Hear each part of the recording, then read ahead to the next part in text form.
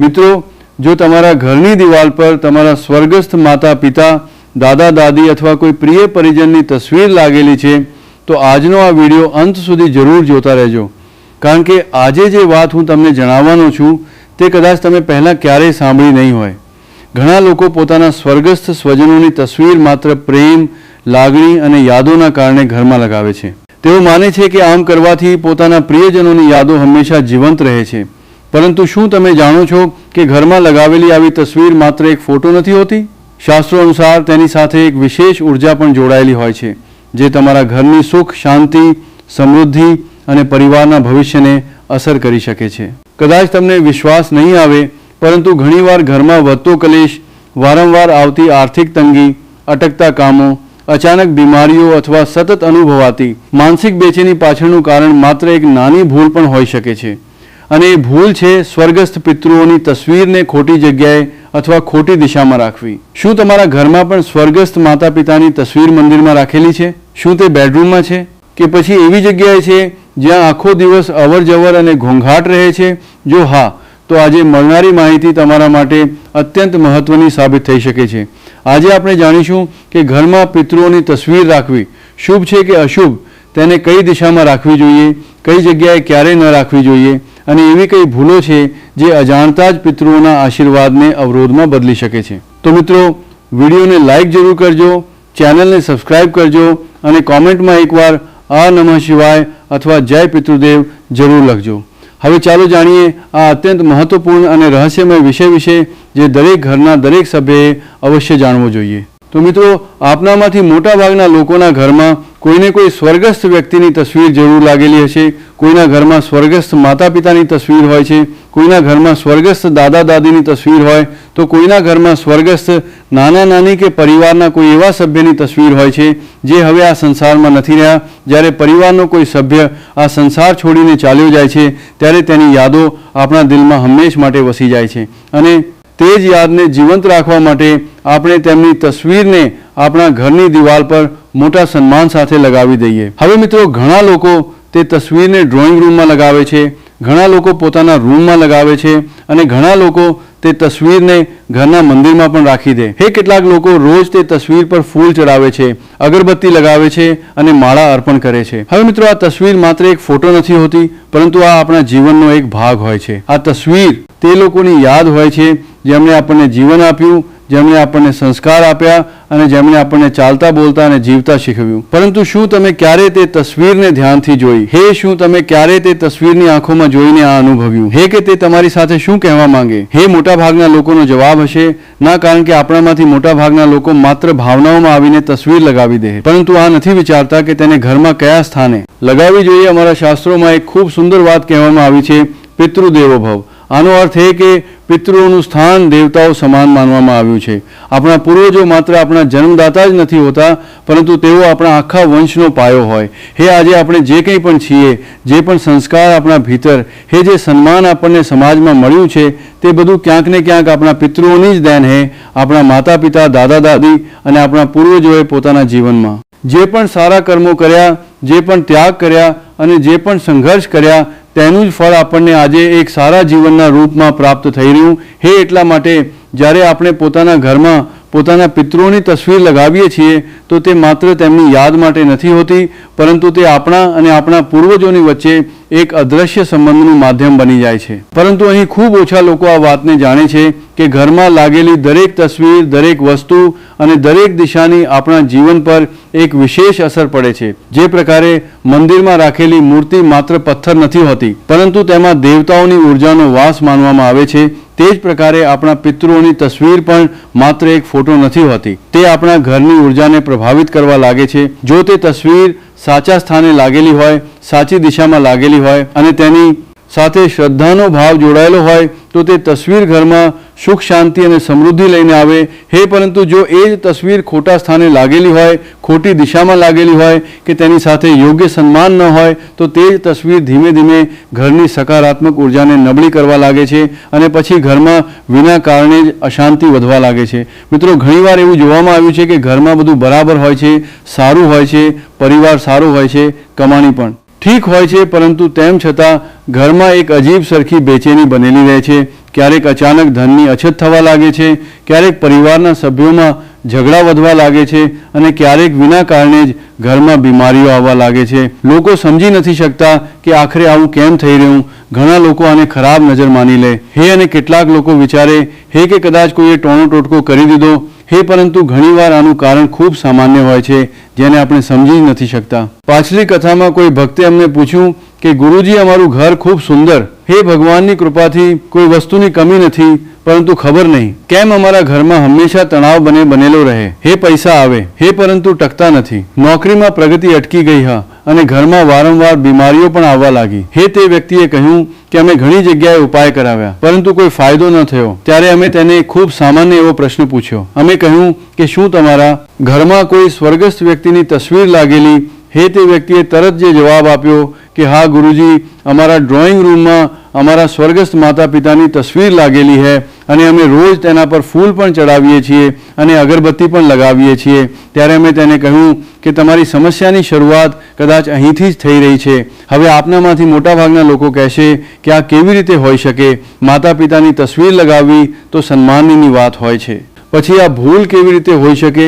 તો મિત્રો, આ જ તે સવાલ છે જે આજે ઘણા લોકોના મનમાં ચાલી રહ્યો છે. શાસ્ત્રો અનુસાર જ્યારે કોઈ વ્યક્તિનું અવસાન થાય છે ત્યારે તેનો આત્મા પોતાની આગળની યાત્રા પર નીકળી જાય છે અને તેનો આત્મા પિતૃલોક તરફ પ્રસ્થાન કરે છે, જ્યાં તેને શાંતિ અને આરામ પ્રાપ્ત થાય છે. પરંતુ આપણા મનનો મોહ, આપણી યાદો અને આપણી ભાવનાઓ તે આત્માને વારંવાર આ સંસારથી જોડીને રાખે છે.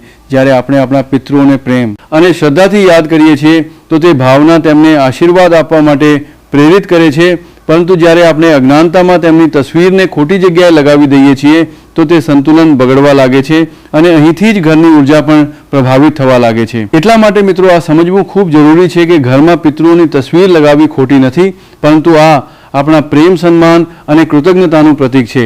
પરંતુ તે તસવીરને સાચા સ્થાને અને સાચી દિશામાં લગાવવી તેટલી જ આવશ્યક છે. હવે મિત્રો, આપણે આ સમજીએ કે તે તસવીરને ઘરમાં કઈ દિશામાં અને કયા સ્થાને લગાવવામાં આવે. કારણ કે ઘણીવાર તસવીર તો આપણે શ્રદ્ધાથી લગાવી દઈએ છીએ, પરંતુ દિશા અને સ્થાનનું ધ્યાન નથી રાખતા અને પછી ધીમે ધીમે તે જ નાની સરખી ભૂલ ઘરના વાતાવરણને પ્રભાવિત કરવા લાગે. એ તો મિત્રો, વાસ્તુશાસ્ત્ર અને ધર્મ ગ્રંથોમાં આ વિષયમાં ખૂબ સ્પષ્ટ નિયમો જણાવવામાં આવ્યા છે અને કહેવામાં આવ્યું છે કે પિતૃઓની એક તસવીરને હંમેશા સાચી દિશામાં જ લગાવવી જોઈએ. તો સૌથી શુભ દિશા જે માનવામાં આવી હે તે દિશા હે દક્ષિણ દિશા. તો મિત્રો, જ્યારે પણ તમે તમારા ઘરમાં પિતૃઓની તસવીર લગાવો તો ધ્યાન રાખો કે તે ઘરની દક્ષિણ દિશાવાળી દિવાલ પર જ લગાવવામાં આવે. આની પાછળ પણ એક ઊંડું કારણ જણાવવામાં આવ્યું છે. શાસ્ત્રો અનુસાર દક્ષિણ દિશાને યમની દિશા કહેવામાં આવે છે અને આ જ તે દિશા માનવામાં આવે છે જે પિતૃલોક સાથે જોડાયેલી. હે, એટલા માટે આ દિશાને પિતૃઓની દિશા પણ કહેવામાં આવે છે. જ્યારે આપણે આપણા પિતૃઓની તસવીરને દક્ષિણ દિશામાં સ્થાન આપીએ છીએ તો આ તેમના પ્રત્યે સન્માનનું પ્રતીક માનવામાં આવે છે અને આનાથી તેમની આત્માને પણ શાંતિ મળે છે તથા તેમના આશીર્વાદ પરિવાર પર બનેલા રહે. કેવળ દક્ષિણ દિશામાં તસવીર લગાવી દેવી જ પૂરતી નથી હોતી, પરંતુ આની સાથે એક બીજી મહત્વપૂર્ણ વાતનું ધ્યાન રાખવું પણ આવશ્યક હોય.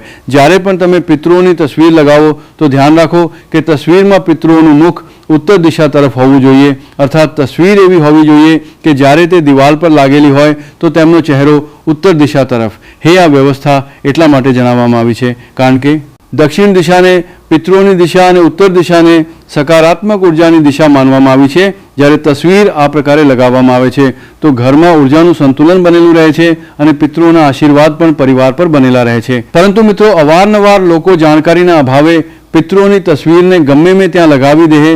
ક્યારેક ડ્રોઈંગ રૂમની ગમે તે દિવાલ પર, ક્યારેક સીડીઓની પાસે, ક્યારેક રસોડાની પાસે અને ક્યારેક એવા સ્થાને જ્યાં આખો દિવસ ઘોંઘાટ અને અવરજવર રહેતી હોય છે. પરંતુ શાસ્ત્રો કહે છે કે પિતૃઓની તસવીરને ક્યારે પણ એવી જગ્યાએ ન લગાવવી જોઈએ જ્યાં ખૂબ વધારે ઘોંઘાટ થતો હોય. હવે મિત્રો, આપણે તે સ્થાનો વિશે પણ જાણી લઈએ છીએ જ્યાં પિતૃઓની તસવીર લગાવવી યોગ યા નથી માનવામાં આવી. સૌથી પહેલી અને સૌથી મોટી ભૂલ જે ઘણા બધા લોકો કરી બેસે છે તે એ પિતૃઓની તસવીરને ઘરના મંદિરમાં રાખવી. ઘણા બધા લોકોનો ભાવ એવો હોય છે કે અમારા માતા પિતા હવે અમારા માટે ભગવાન સમાન હે, એટલા માટે તેઓ તેમની તસવીરને મંદિરમાં રાખી દે. હે, ભાવના તો ખૂબ પવિત્ર હોય છે, પરંતુ શાસ્ત્રો અનુસાર આ યોગ્ય નથી માનવામાં આવતું. કારણ કે મંદિર કે પૂજા ઘર દેવતાઓનું સ્થાન હોય છે. દેવતાઓની ઉર્જા અને પિતૃઓની ઉર્જા બંને અલગ અલગ માનવામાં આવે છે. જ્યારે આ બંનેને એકસાથે રાખવામાં આવે છે તો ઉર્જાનું સંતુલન બગડી શકે. એ દેવતાઓની ઉર્જા દિવ્ય અને સાત્વિક માનવામાં આવે છે, જ્યારે પિતૃઓની ઉર્જા સ્મૃતિ અને વંશ પરંપરા સાથે જોડાયેલી હોય છે. એટલા માટે શાસ્ત્રોમાં કહેવામાં આવ્યું છે કે પિતૃઓની તસવીરને મંદિરમાં કે પૂજા ઘરમાં ન રાખવી જોઈએ.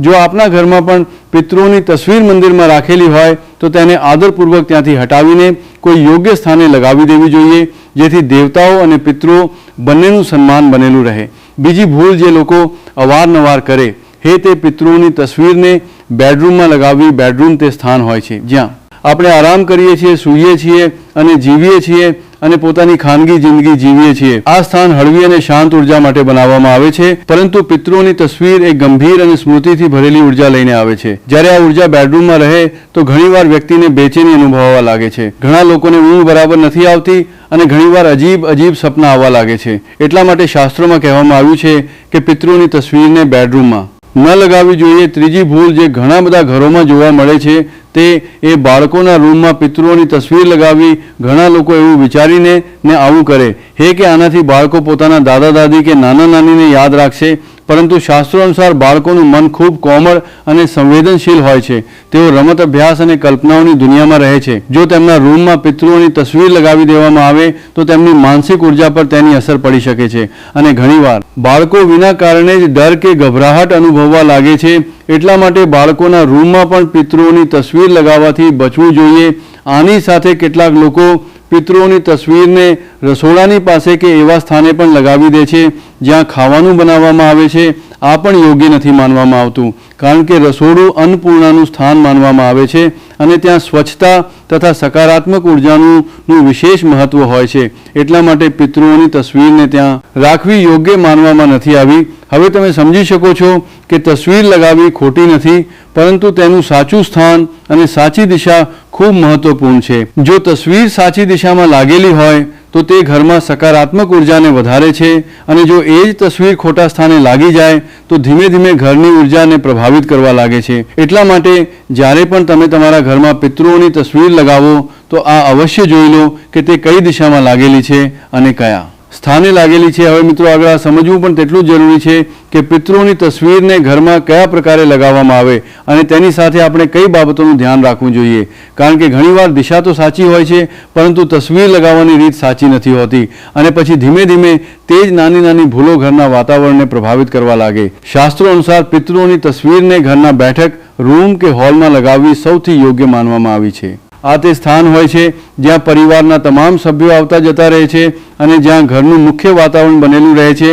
જ્યારે પિતૃઓની તસવીર આ સ્થાને લગાવવામાં આવે છે તો એવું માનવામાં આવે છે કે પિતૃઓની કૃપા આખા ઘર પર બનેલી રહે છે અને તેમના આશીર્વાદ દરેક સુધી પહોંચે છે. પરંતુ અહીં પણ કેટલીક બાબતોનું ધ્યાન રાખવું ખૂબ આવશ્યક હોય છે. સૌથી પહેલી વાત એ કે પિતૃઓની તસવીર હંમેશા એવી ઊંચાઈ પર લગાવવી જોઈએ જ્યાં તમારી નજર સીધી તેમના પર પડે, અર્થાત તસવીરના ખૂબ નીચી હોવી જોઈએ અને ના જ ખૂબ વધારે ઊંચાઈ પર. જો તસવીર ખૂબ નીચી લાગેલી હોય તો આ સન્માનને અનુરૂપ નથી માનવામાં આવતું, અને જો ખૂબ ઉપર લાગેલી હોય તો તેનાથી જોડાણ પણ ઓછું થઈ જાય. એટલા માટે તસવીર એવી ઊંચાઈ પર હોવી જોઈએ કે જ્યારે પણ તમે સામે ઊભા રહો તો તમારી નજર સીધી તે તસવીર પર જાય અને તમે સહજ ભાવથી પોતાના પિતૃઓને પ્રણામ કરી શકો. બીજી મહત્વપૂર્ણ વાત એ કે પિતૃઓની તસવીર હંમેશા સાફ અને સ્વચ્છ હોવી જોઈએ. ઘણા ઘરોમાં જોવામાં આવે છે કે શરૂઆતમાં તસવીર મોટા પ્રેમ અને સન્માન સાથે લગાવવામાં આવે છે, પરંતુ ધીમે ધીમે તેના પર ધૂળ જામવા લાગે છે, જાળા લાગી જાય છે અને કાચ ધૂંધળો થઈ જાય છે. લોકો પોતાની વ્યસ્ત જિંદગીમાં એટલું ધ્યાન નથી આપી શકતા, પરંતુ યાદ રાખો કે આ માત્ર એક ફોટો નથી હોતી, પરંતુ આ આપણા પિતૃઓના સન્માનનું પ્રતીક હોય છે. જો તે તસવીર પર ધૂળ જામી જાય કે તે ગંદી દેખાય તો આ પિતૃઓના સન્માનને અનુરૂપ નથી માનવામાં આવતું. એટલા માટે અઠવાડિયામાં ઓછામાં ઓછો એક દિવસ પિતૃઓની તસવીરને સાફ જરૂર કરવી જોઈએ. પ્રેમથી તે ફ્રેમને સાફ કરો, કાચને ચમકાવો અને ત્યાં સ્વચ્છતા જાળવી રાખો.